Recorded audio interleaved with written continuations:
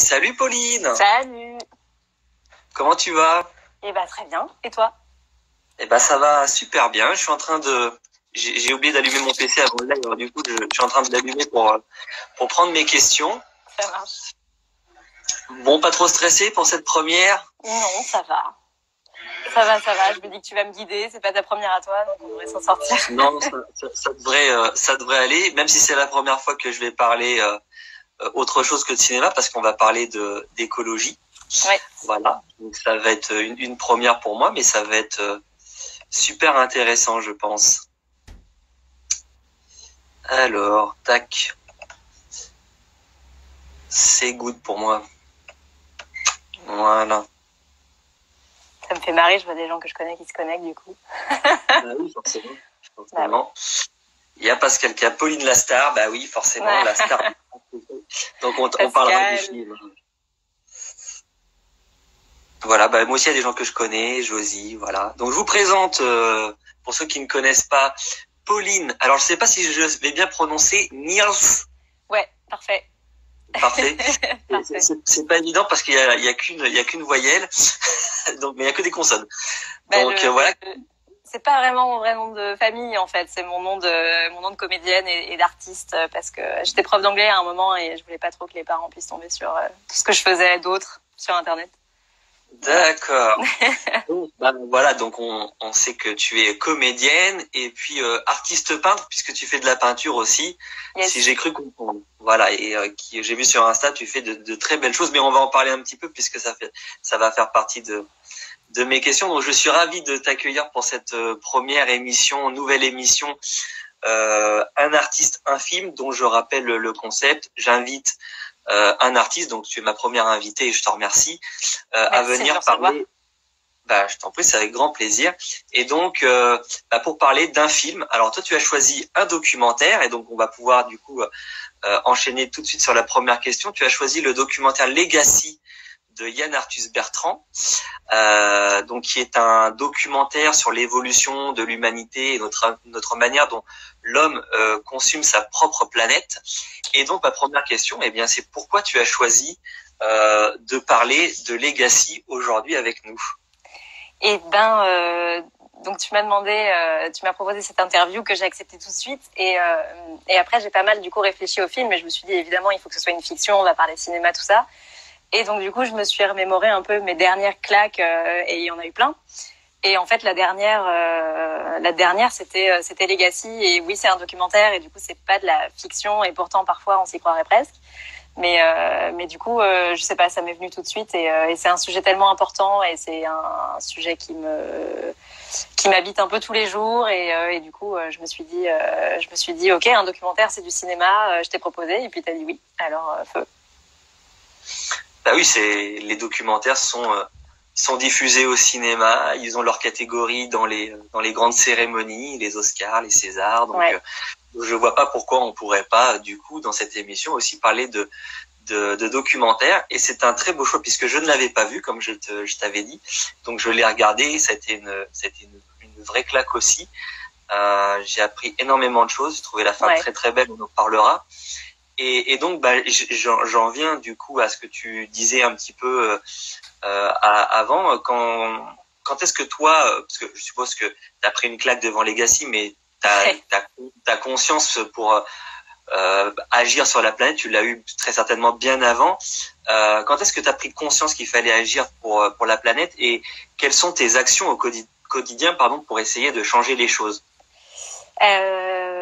Moi, j'ai pas eu une prise de conscience un peu genre du jour au lendemain, je me suis réveillée et il faut faire quelque chose. C'était assez progressif et je pense qu'en fait, ça a commencé quand j'étais toute petite. Je voulais être végétarienne et mes parents voulaient pas. Et c'est pas qu'ils voulaient pas, c'est que je pense qu'ils étaient tout simplement pas hyper informés sur le truc. Et du coup, je suis allée voir un médecin qui m'a dit non, faut pas être végétarienne, surtout à ton âge, tu vas être en carence, machin. Bon bref, c'est un sujet que j'ai du coup mis de côté et j'y suis revenue plus tard. Et en fait, en y revenant plus tard, je suis tombée sur des sujets où c'était très rapproché, donc plus que la souffrance animale, c'était aussi très rapproché de l'écologie en fait, parce que la consommer de la viande, c'est un truc, pas toutes les manières de consommer, hein, bien évidemment, mais industriellement, c'est un truc qui ravage la planète, quoi.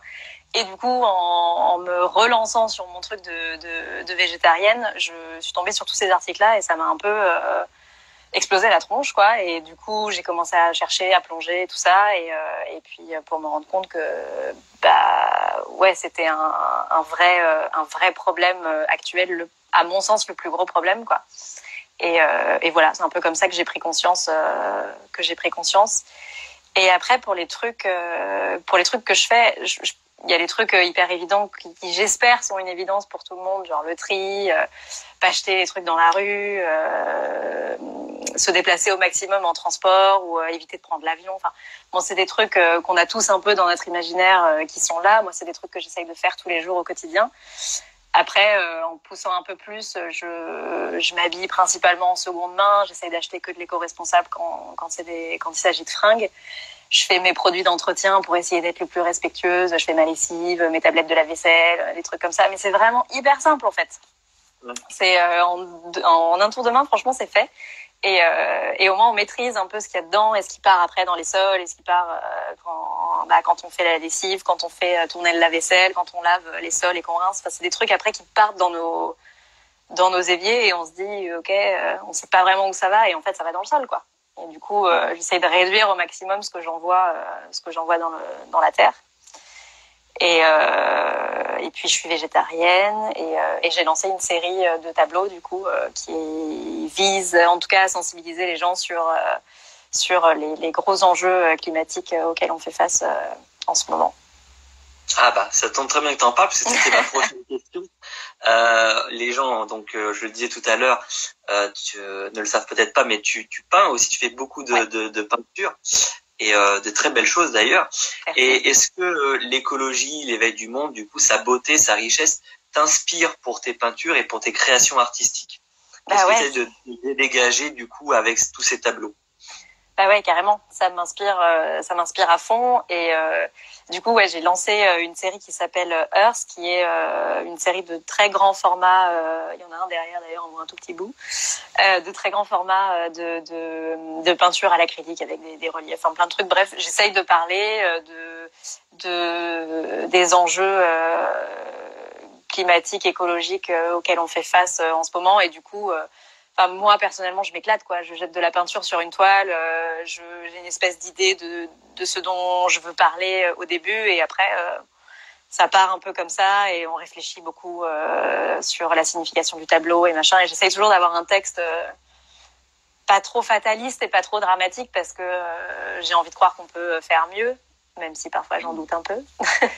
Mais du coup, ouais, l'art, la peinture, c'est un truc que je sais faire, que j'ai envie de faire, et du coup, je me dis, si je peux mettre ça à dispo ou je sais pas, pour éveiller des consciences ou même que les gens y pensent, ça suffit en fait, c'est juste que ce soit un peu présent, voilà. Donc moi je jette ça sur les réseaux et puis en expo et tout ça et j'espère que ça fera son chemin. On espère. Mais tu exposes, on va faire un petit peu ta promo en parallèle, mais tu exposes où est-ce qu'on peut, pour les gens. Alors toi, tu habites sur Paris, c'est ça? Ouais, moi je suis sur Paris. Donc est-ce qu'on peut voir des expos de toi sur Paris quand ce sera ouvert? Eh ben normalement, ouais, il devait y en avoir une là du 22 au 25 avril, mais du coup ça a été, j'ai reçu le mail là il y a 1 heure. Ça a été squeezé parce que tout le monde est au courant de parce que quoi. Et du coup, c'est reporté en juin. Ce sera du 25 au 28, je crois, si les conditions nous le permettent. Mais ça devrait être ça, normalement. Donc, ce sera à l'atelier Richelieu et ça s'appelle Ongli. Voilà, c'est une expo qui... Enfin bref, je serai là, mais je le repartagerai. Et il y a combien de tableaux dans cette collection? Pas dans cette... je sais pas si on peut plus une collection, mais... Ouais, si, il y en a, pour l'instant, il y en a 10, mais je m'étais dit à la base que 10, ce serait bien, et en fait, j'ai encore des idées, donc ça va probablement pas s'arrêter là. Donc, pour l'instant, il y en a 10, en tout cas. D'accord. Et celui qui est derrière, du coup, en fait partie ou pas du tout? Ouais, il s'appelle Anthropocène, je sais pas si... Il est grand! Ouais, c'est une série de trucs un peu balèzes, ouais. D'accord. Et celui-là, là, du coup, on a un exemple visuel.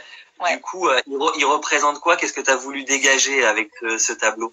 Alors celui-ci, il est un peu inspiré d'un livre que j'ai lu. Enfin bref, c'est la crise du climat en fait. Et donc de là, c'était le moment où c'était froid et puis ça se réchauffe jusqu'à ce que ça devienne plus rouge, plus chaud en fait. Et au-dessus, c'est tout un travail de texture avec du doré et du mortier sablé, on appelle ça comme ça. Et ça représente pour moi un peu notre vie dorée qu'on n'arrive pas à abandonner pour protéger l'habitat qui de toute façon dans cette vie dorée on n'y aura plus accès quoi qu'il si on tue la planète et que ça devient invivable. Donc c'est un peu les deux oppositions de ça se réchauffe mais on continue à faire n'importe quoi au-dessus. Voilà, c'était un peu ça pour l'explication de texte. C'était très intéressant, merci. Alors pour en revenir à Legacy, on parle dans ce documentaire de beaucoup des énergies fossiles et de la manière dont les lobbies se sont emparés de celles-ci et régissent désormais le monde sans se préoccuper des conséquences. J'ai pas pu m'empêcher de faire un parallèle avec Nicolas Hulot qui avait quitté son poste au gouvernement il y a 3 ans en déclarant à la radio que les lobbies étaient trop influents pour mener à bien une action concrète. Est-ce que tu te souviens de cet échec et de la démission de Nicolas Hulot? Bah ouais, je me souviens bien. C'était super triste parce que moi perso j'y croyais à donf quoi. Mais bon, je suis un peu utopiste parfois. Mais je pense que en fait je le crois complètement. J'ai aucune idée de à quoi ça peut ressembler dans les stratosphères politiques machin, mais j'imagine tellement qu'une fois qu'on arrive là, on a des belles idées et je pense que tous ils ont des belles idées sur le fond quand ils arrivent. Mais après c'est un peu le concret et comment on fait pour mettre en place les trucs. Et il y a 1 million de lobbies qui vous en empêchent, sans compter les autres politiques qui veulent faire autre chose, avec lesquels ils doivent cohabiter parce que c'est le même gouvernement et machin. Donc c'est hyper compliqué et je pense que ça peut passer. Je pense que ça peut passer par l'individuel d'abord. Donc qu'on prenne tous conscience individuellement et après peut-être par les collectivités, les maires sont peut-être plus libres de faire ce qu'ils veulent avec les communes, avec mais moi je suis un peu extrême parfois quand je parle du pouvoir du haut pouvoir parce que en fait c'est un peu dégueulasse je trouve de tout faire retomber sur le consommateur final. Donc celui qui dit OK donc je vais arrêter d'acheter ça parce que comme ça ils auront plus de clients et du coup ils devront changer ou alors fermer. Sauf qu'on est tout seul, quoi, et ça irait tellement plus vite si le gouvernement prenait les choses en main. Mais je suis consciente qu'il y a des lobbies et que économiquement, ça doit être un enfer à gérer, c'est clair. Mais si on allait tous ensemble vers des croissances, vers juste vivre plus intelligemment, on s'en sortirait pas mal. Et si les politiques poussaient ça, ça irait beaucoup plus vite et ce serait beaucoup plus simple, quoi. Et ils ont un tel pouvoir médiatique qu'on n'a pas, qui est je trouve ça hallucinant qu'ils prennent pas les responsabilités sur ce truc-là, quoi. Voilà. Est-ce que tu avais signé la pétition pour l'action contre le climat? Oui. Oui, tu l'avais signé et tu as reçu, parce que j'ai signé, j'ai reçu le mail aussi comme quoi on avait entre guillemets gagné. Et qu'on avait réussi à les condamner. Alors je sais pas. Moi, je suis pas assez calé, peut-être que toi si, mais je sais pas si concrètement ça mènera à une action en justice ou si c'est juste symbolique. Pour l'instant, je pense que effectivement c'est symbolique parce que y a un nombre incroyable de gens qui ont signé ce machin et c'est ouf parce que du coup on se rend compte que c'est global, qu'on n'est pas tout seul dans notre chambre en train de se dire oh là là, on va droit dans le mur et tout le monde s'en fout. Non, en fait, tout le monde s'en fout pas. Et je pense qu'il y a beaucoup de gens qui sont éveillés là-dessus. Mais je pense que moi j'y crois. Je pense que ça va aller plus loin, que va y avoir le procès du siècle et que c'est parti quoi. Moi j'espère, mais je peux pas faire autrement que d'espérer que ça va marcher. Sinon je saute par la fenêtre quoi. C'est pas possible. Mais c'est marrant parce que tu vois, tu parlais ça m'y fait penser là. Tu parlais des gouvernements et que c'est vrai que c'est quand même eux qui, de manière générale, peuvent inverser la tendance si on arrive à contrôler entre guillemets les lobbies. Et ça me fait penser au grand discours que fait Greta Thunberg, que ce soit à l'ONU, à l'Assemblée nationale et c'est un déferlement de haine contre elle, qu'ont les politiques, parce qu'ils se disent qu'une gamine n'a pas son mot à dire. Et au final, on s'aperçoit que ces gens-là vivent dans dans leur bulle, dans leur monde et qu'ils ne veulent rien changer et que dès qu'un jeune veut prendre la parole, on lui dit retourne à l'école quoi. Bah ouais, c'est ça. Et c'est assez hallucinant en fait parce que ok, on apprend à diriger un pays, on fait des études pour tout ça et machin, mais on voit qu'en fait du côté de l'écologie, après le reste, je suis très très peu informée, donc je vais pas parler de tout ça, mais en fait on se rend compte que ça marche pas quoi, même si on a fait toutes les études qu'il fallait et que on est passé par toutes les bonnes cases, ça marche pas. Et ce déferlement de haine contre cette nana qui vient et qui juste vomit ses tripes en disant mais qu'est-ce que vous faites quoi. Moi je trouve ça hyper touchant et je comprends pas trop comme tu dis, ce déferlement de haine. Pourquoi en fait, pourquoi les gens font ça, pourquoi et s'ils sont pas d'accord, c'est pas grave, mais pourquoi cette haine, pourquoi ce truc. En plus elle dit des choses tellement touchantes et tellement vraies. En tant que jeune femme, elle veut pas du monde qu'on lui laisse et elle a le droit de le dire et elle a le droit de s'exprimer et elle a le droit d'être reçue. Les médias veulent l'entendre et moi je veux l'entendre et il y a plein de gens qui veulent l'entendre, donc faut arrêter d'être méchant comme ça gratuitement. En plus c'est horrible. Moi je trouve ça dégueulasse quoi. Et c'est que des hommes bien sûr évidemment, puisque c'est eux qui dominent le monde. On domine le monde, mesdames, je suis désolée. C'est le patriarcat, c'est comme ça. Mais justement c'est ça qui est intéressant aussi, c'est que on s'aperçoit que peut-être que parce que c'est souvent on le remarque, c'est souvent les femmes qui prennent la parole et qui disent des vérités que finalement ce patriarcat-là ne veut pas entendre. Ils sont installés depuis tellement de décennies, de siècles même, et même de millénaires, qu'au final, on a l'impression que votre parole est un peu étouffée quand vous voulez faire éclater des vérités, quoi. Ouais, il y a un petit débat féministe aussi là-dessous, c'est clair. Mais je sais pas si on est plus nombreuses ou si on est plus raillées, en fait. Est-ce que c'est pas parce que justement la haine se déverse plus facilement quand c'est une nana ou j'en sais rien, mais peut-être que moi je sais pas, je pense qu'il y a peut-être autant d'hommes que de femmes qui se battent là-dedans,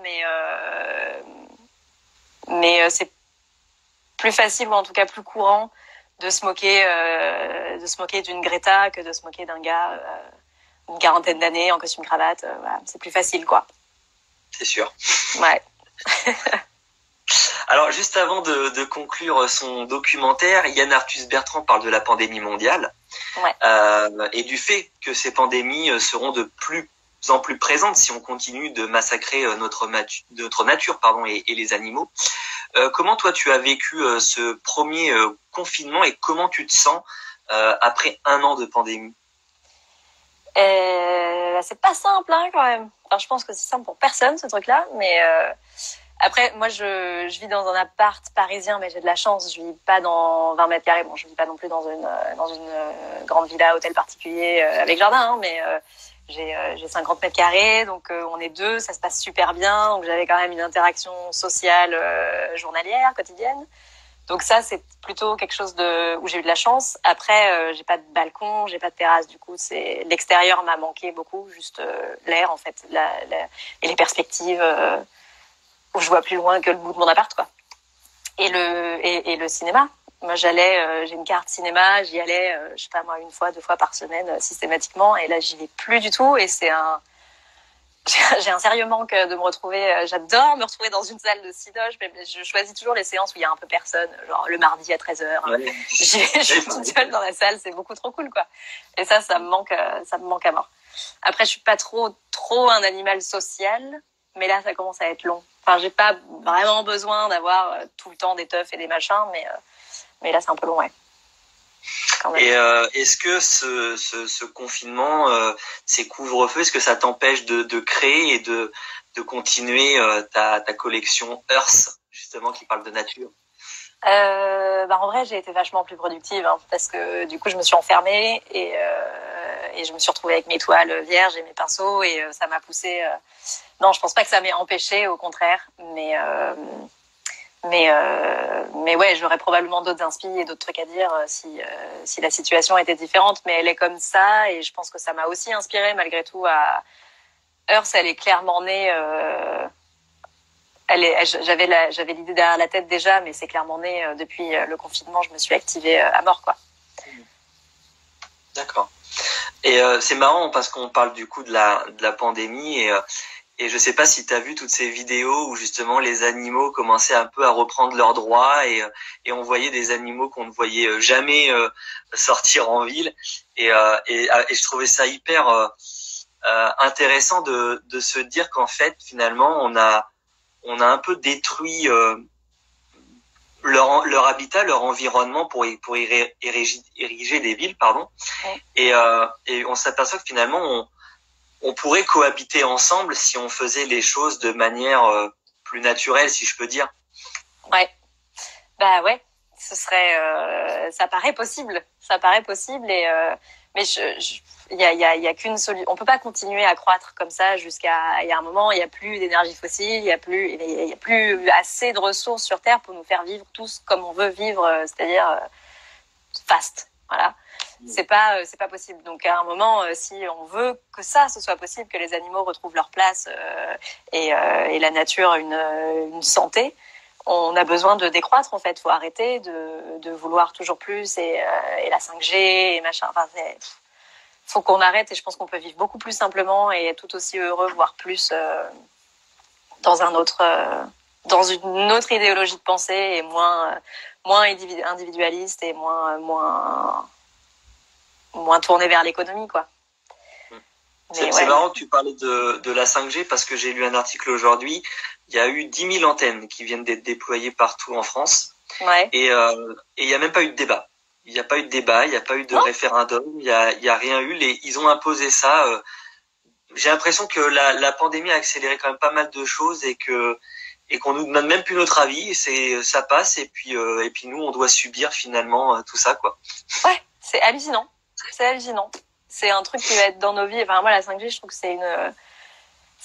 enfin ok, la technologie est peut-être incroyable et tout ça, mais au niveau en tout cas de la vie de la population, en fait, c'est une aberration, quoi. Personne nous a rien demandé, on a dit ok, on y va comme ça. Il y avait plein de gens qui étaient contre et qui voulaient à minima pouvoir débattre sur le truc, quoi.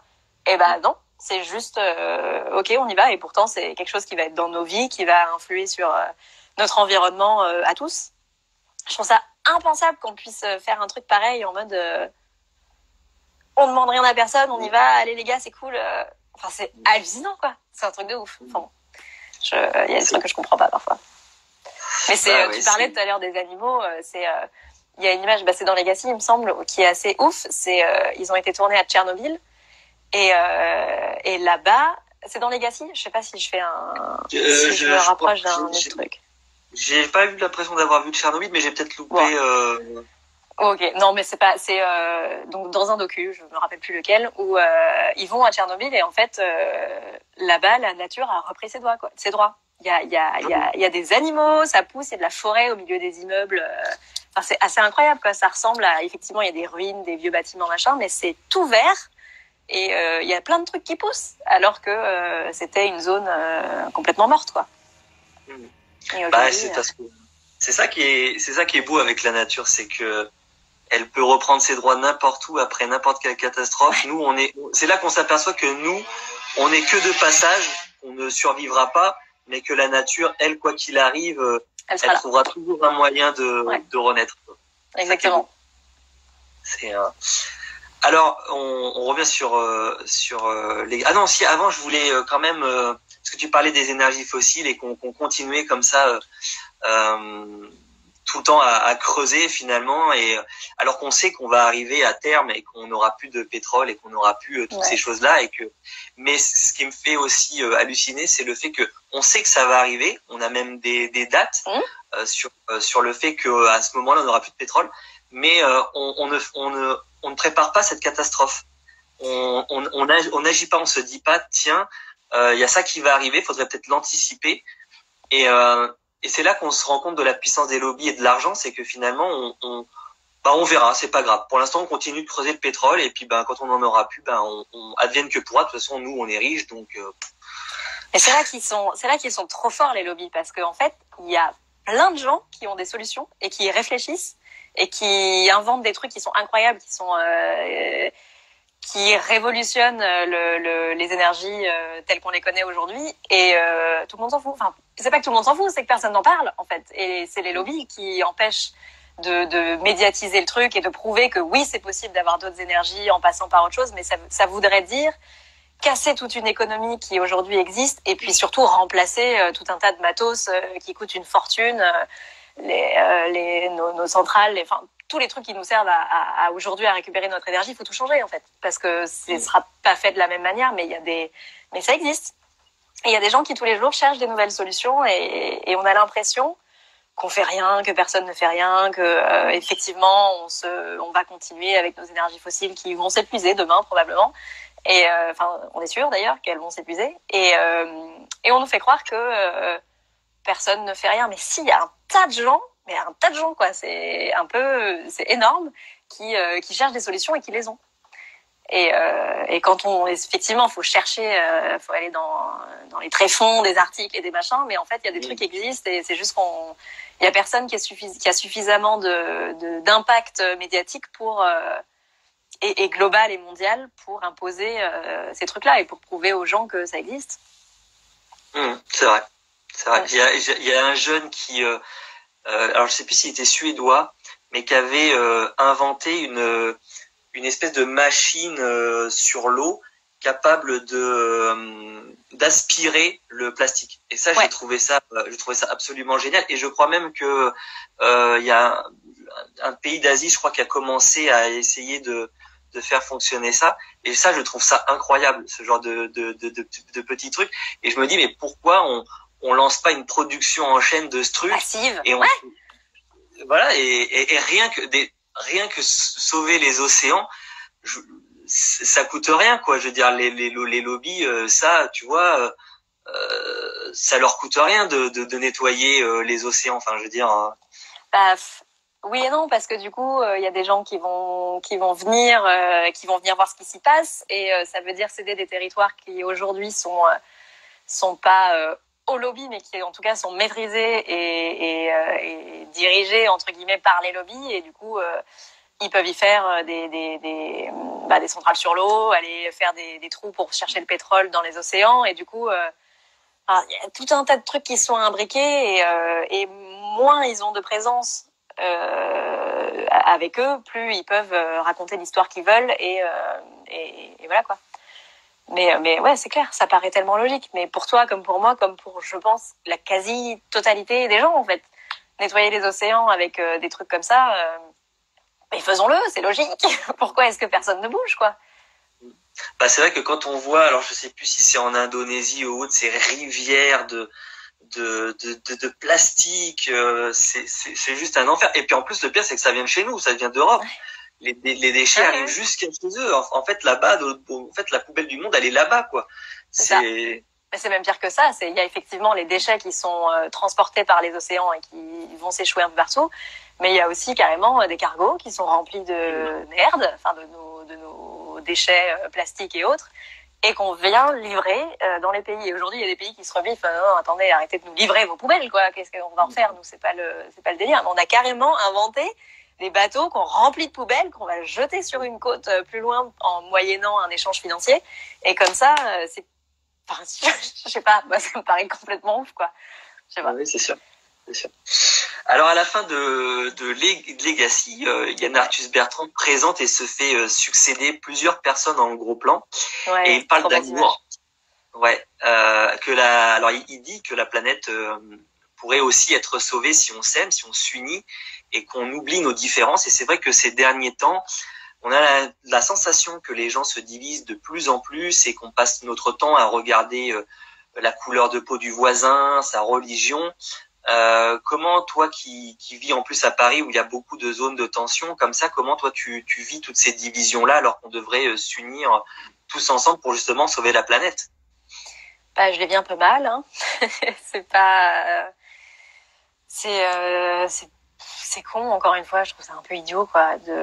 On a tous des différences, même si on fait partie du même groupe racial ou je ne sais quoi, on a quand même tous des différences, en fait. Et se focus sur un truc aussi peu important, finalement, j'entends au niveau des débats et des échanges et de tisser des liens et tout ça, c'est pas important que quelqu'un soit noir ou blanc, que quelqu'un soit d'une religion plus que d'une autre. Enfin, je sais pas. Moi, ça me traverse pas l'esprit de me dire ah ça va pas coller. Je sais pas. Il y a tellement d'autres trucs qui définissent un humain et en plus ces trucs-là, c'est aussi ce qui fait la richesse de chaque personne. Je sais pas. Je trouve ça. Mais bon, j'ai un truc que je vais peut-être confesser à la terre entière là, mais je suis Asperger, autiste, et en fait pour moi une personne c'est une personne. Il n'y a pas de truc qui va définir plus que ça, machin. Et ensuite t'apprends à connaître une personne, à je sais pas, tu vois, à nouer contact, à avoir des liens d'amitié, à confier des secrets, des trucs. Mais peu importe les critères qui vont mettre les gens dans des cases, c'est un peu con, quoi. Enfin, je sais pas. C'est un peu con, je trouve. Moi, j'ai un peu cette étiquette parfois d'écolo, casse-couille, empêcheuse de s'amuser. Bah, ok, ça fait partie de moi. Enfin, ça peut. J'imagine que je fais chier les gens des fois, hein, mais enfin, ne me définissez pas que par ça, quoi. Je sais pas, il y a autre chose. Faudrait demander à Pascal son avis du coup sur la question. Grave. Pour voir si tu l'as emmerdé pendant le tournage sur les trucs écolos et tout ça. Je sais pas. Non, je crois qu'on en a pas trop parlé. On était vachement occupés. Oui, je me doute.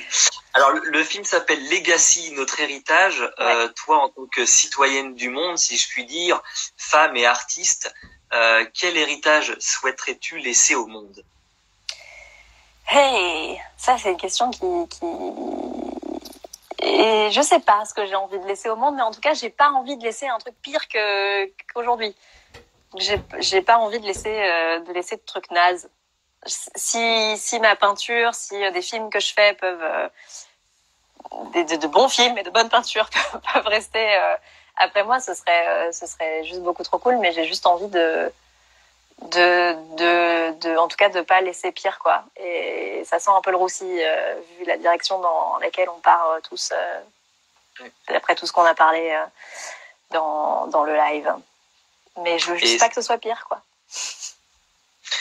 Et espérons que ce live arrivera comme. Alors hier on en parlait. Si ce live peut aider certaines personnes à prendre conscience et que voilà, ouais. on aura, ce sera déjà ça de gagner. Grave. Et n'hésitez pas, je sais pas, si les gens veulent m'écrire ou quoi, je réponds à absolument tout et je suis toujours beaucoup trop contente de lire les messages et donc voilà, surtout n'hésitez pas. Alors pour terminer, c'est l'instant promo parce qu'il faut bien en faire une quand même malgré tout. Alors je sais pas si Pascal est toujours dans le live, mais prochainement cette année, en tout cas on l'espère, quand les cinémas rouvriront, tu seras à l'affiche du nouveau film de Pascal Payan, April Skies. Est-ce que tu peux un petit peu nous parler du film et de ton rôle dans celui-ci?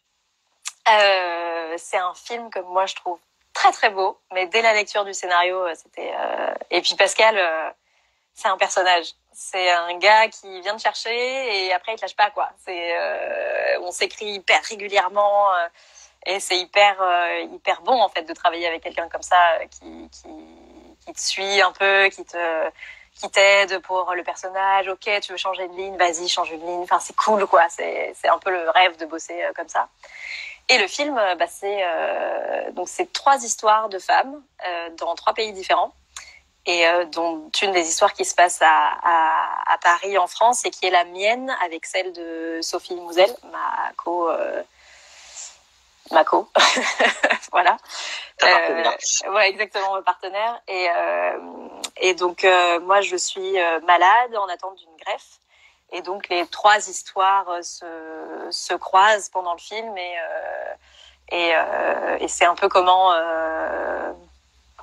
nos 3 histoires communiquent par le biais d'une personne qui va influencer nos 3 vies. Et voilà, mais c'est très très beau et c'est assez magique, je trouve, la façon dont c'est fait de voyager comme ça dans ces 3 pays et d'aller vers le point culminant du film qui est la fin du coup et où les 3 histoires se résolvent finalement de manière imbriquée. Ça fait un espèce de labyrinthe pendant tout le truc et à la fin c'est beau. C'est beau. C'est un très très beau film et quand Ah oui, Pascal, tu l'as vu, toi.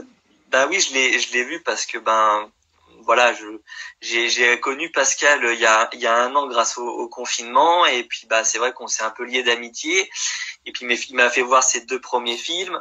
Moi j'ai complètement craqué pour On the Horizon et l'esthétisme du film que j'ai trouvé magnifique. Et puis du coup il m'a demandé de voir son film pour avoir son avis et je lui ai dit oui avec grand plaisir. Et je suis toujours admiratif de la beauté de ses films. Je pensais pas qu'il arriverait à faire mieux que On the Horizon parce que c'était vraiment un gros coup de cœur pour moi ce film. Il a réussi à faire encore mieux. C'est un de ses plus beaux films, Sky. Et je suis toujours impressionné par la qualité de ses histoires et surtout par l'esthétisme visuel qui donne à ses films. C'est toujours il y a toujours une espèce de lumière naturelle très très belle et il a une façon de filmer ses décors et ses environnements qui est vraiment très très original et voilà, j'ai beaucoup aimé donc j'espère qu'on pourra voir ce beau film au cinéma parce qu'il le mérite vraiment. J'espère aussi, ça a l'air bien parti, je crois. Croisons les doigts. Je l'espère. Il m'a dit qu'il venait peut-être au mois de juin, après qu'il soit fait vacciner, donc pour faire une avant-première sur Paris, donc ce serait chouette. Ouais, ce serait vraiment carrément. chouette. Est-ce que tu as d'autres projets en cours au cinéma, à la télévision, à part April Sky? Il y a une émission, j'ai pas trop le droit d'en parler, mais il y a une émission qui va sortir dans pas trop longtemps, qui sera diffusée sur M6. Et j'ai un petit rôle mais fun dans une série Netflix aussi qui sortira l'hiver prochain, je crois. Et voilà. Mais je fais pas mal de pubs en ce moment aussi avec des boîtes super cool qui ont tellement d'humour, c'est trop cool. Enfin, moi, je crache vraiment pas sur la pub. Je trouve ça très cool par moment et il y a des équipes de créa qui ont des idées de dingue. Et en ce moment, je fais pas mal ça. Ouais. Bon, c'est cool. Écoute, on en reparlera si l'occasion se présente dans un live pour parler de ça plus en détail. Carrément. Est-ce que tu as un petit mot de la fin? Est-ce qu'il y a quelque chose que tu as envie de dire, d'exprimer? Voyez Legacy. Si vous n'avez pas vu le documentaire, franchement, je suis beaucoup trop contente que tu l'aies pas vu en fait et que tu l'aies vu pour ce live. Je pense que c'est un bien d'intérêt public. Faut que tout le monde le voit ce truc. Ça ouvre les yeux sur plein de choses et c'est pas dramatique. C'est pas pesant en mode on va tous mourir de toute façon abandonné, vaut mieux se suicider. C'est pas ça du tout quoi. Donc je trouve que c'est un beau message d'espoir. Ouais, et puis il donne des solutions aussi vraiment qui sont vraiment simples et que tout le monde peut appliquer finalement. Et c'est vrai que j'avais un petit peu peur parce que ce que je te disais en off, j'aime pas trop regarder ce genre de documentaire parce que après je me sens mal. J'y réfléchis pendant plusieurs jours parce que tu te dis mais c'est la fin de tout, ça va être horrible. Et finalement il arrive à travers de belles images à nous montrer toute la beauté du monde et à quel point c'est essentiel de protéger tout ça finalement. Ouais. Donc voilà. Merci beaucoup Pauline. Merci à toi. Accepté. Merci beaucoup et merci à tous ceux qui nous ont suivis. Oui, il y a Pascal qui dit super interview, beau travail tout le monde. Je t'en prie Pascal. Merci à tous d'avoir suivi ce live. J'espère que ça vous a plu. Il sera en replay tout de suite là dans la foulée en IGTV sur Instagram. Puis je le remettrai demain aussi sur ma chaîne YouTube. Comme ça, si les gens veulent le revoir sur l'un ou sur l'autre, ils pourront. Merci beaucoup Pauline. Je t'en prie, merci à toi, merci beaucoup. Bonne soirée. Je te souhaite une belle soirée. Salut à tous. Toi aussi. Salut. Au revoir.